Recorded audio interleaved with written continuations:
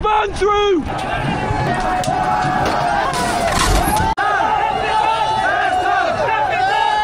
নেপাল একটি শান্তিপ্রিয় পাহাড়ি দেশ আজ অশান্তিতে জ্বলছে। সামাজিক মাধ্যমের ওপর সরকারের নিয়ন্ত্রণ, দুর্নীতি ও প্রজন্মের বিক্ষোভ মিলে তৈরি হয়েছে একটি অভূতপূর্ব গণ আন্দোলন।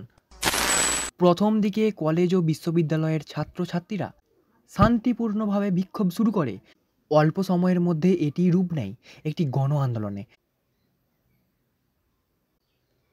পরবর্তী সময়ে নেপাল সরকার যখন এই আন্দোলনকে বন্ধ করতে পারেনি, এই আন্দোলন ধীরে ধীরে নিস্তেজ হওয়ার জায়গায় আরও ফেঁপে ফুলে উঠছিল। তখন সরকার কঠোর পদক্ষেপ নেয়, টায়ার গ্যাস, রোবার বুলেট, কড়া দমন ইত্যাদি।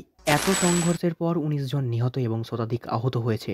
পার্লামেন্ট ভবন, বিলাসবহুল হোটেল, রাজনীতিকরদের বাসভবন সবকিছুই ক্ষুব্ধ জনতার কাছে সামান্য। সবকিছুই তারা ধ্বংস করে দেয়।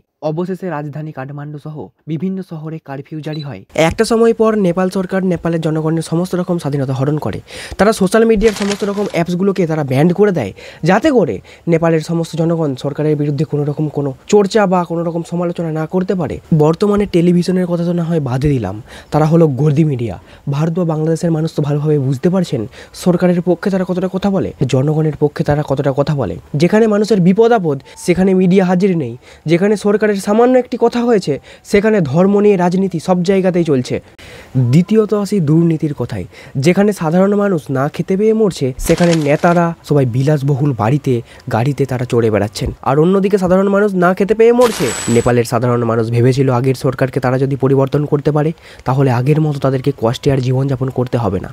কিন্তু তার বিপরীত দেখা গেল। আগের সরকার নেপালের জনগণকে যা দিয়ে গেছে, এবার সরকার সবকিছু লুটে নিয়ে গেছে। সেখানে প্রতিষ্ঠা হয়েছিল স্বৈরতান্ত্রিক সমাজ, যার জেরে নেপালের প্রত্যেকটি জনগণ না তো সরকারের বিরুদ্ধে কোনো রকম কোনো প্রতিবাদ করতে পারত, না তো তারা স্বাধীনভাবে জীবনযাপন করতে পারত। সরকারের বিরুদ্ধে কথা বলা মানেই মৃত্যু। ভবিষ্যৎ প্রজন্মের তরুণরা বিশ্বাস করে পুরনো রাজনৈতিক নেতারা তারা দেশ চালাতে ব্যর্থ, তারা জনগণের এবং সমাজের শিক্ষা ব্যবস্থায় ব্যর্থ। প্রতিশ্রুতি দিয়ে পূরণ না করা হলো আসলে ব্যর্থতা, যেটা পশ্চিমবঙ্গ বা ভারতে হচ্ছে। যাই হোক, ফিরে আসা যাক মূল আলোচ্য গল্পে।